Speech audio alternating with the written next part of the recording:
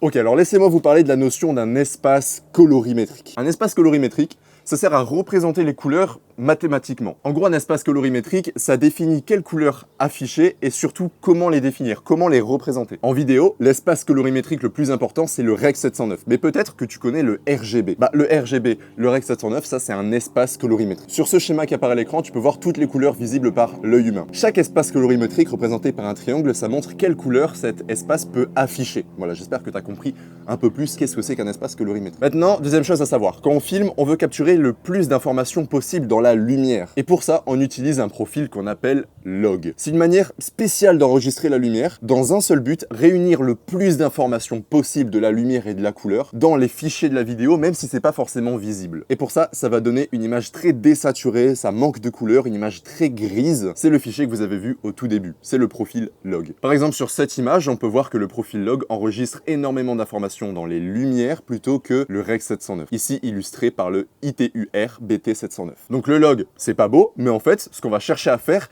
c'est convertir ce profil log dans un espace colorimétrique, donc le Rec 709, pour pouvoir afficher toutes les couleurs, mais en même temps, avoir le plus d'informations possible. Donc l'étape 1, quand on a filmé en log, quand on a ce rush-là, c'est de convertir ce profil log en un espace colorimétrique, le Rec 709. Alors moi, je vais te montrer comment je vais faire. Déjà, je vais créer deux nœuds. Donc j'appuie sur Option S, sur Alt S. Sur ce premier nœud, je vais appliquer l'effet, en cliquant ici, Color Space Transform, en français, conversion d'espace colorimétrique. Je vais l'appliquer sur ce premier nœud, et juste ici, je vais indiquer à mon logiciel que j'ai filmé en profil log. Comme j'ai utilisé une caméra Sony, on est sur du S-Log.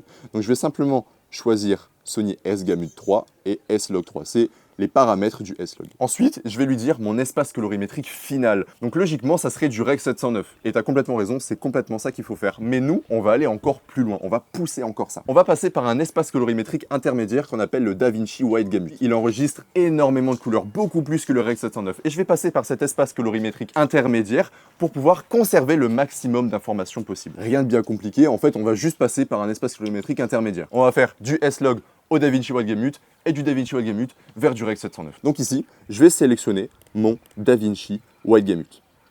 Et pour ça, pour pouvoir utiliser ça bien comme il faut, je vais aller dans les paramètres de mon projet, Couleur Management, et je vais bien vérifier que ici, j'ai sélectionné le DaVinci Wide Gamut. Et voilà, maintenant je vais aller sur mon deuxième nœud, donc celui que j'ai créé, je vais rappliquer le même effet. Et là maintenant, je suis plus en S-Log, mais je suis en DaVinci Wide Gamut. Donc je remets DaVinci Wide Gamut. Pour terminer, je fais en Rec 709, et là tu peux voir que sur l'image, on a une image qui est beaucoup plus cohérente. Donc ça, c'est l'étape 1, c'est la conversion d'espace colorimétrique. On a un résultat qu'on aurait pu avoir simplement en filmant de manière normale, mais on a un maximum d'informations et ça, c'est beau. Donc ce premier nœud, je vais le mettre au tout début, et ce premier nœud, je vais le mettre à la toute fin. Vous allez comprendre ça pourquoi.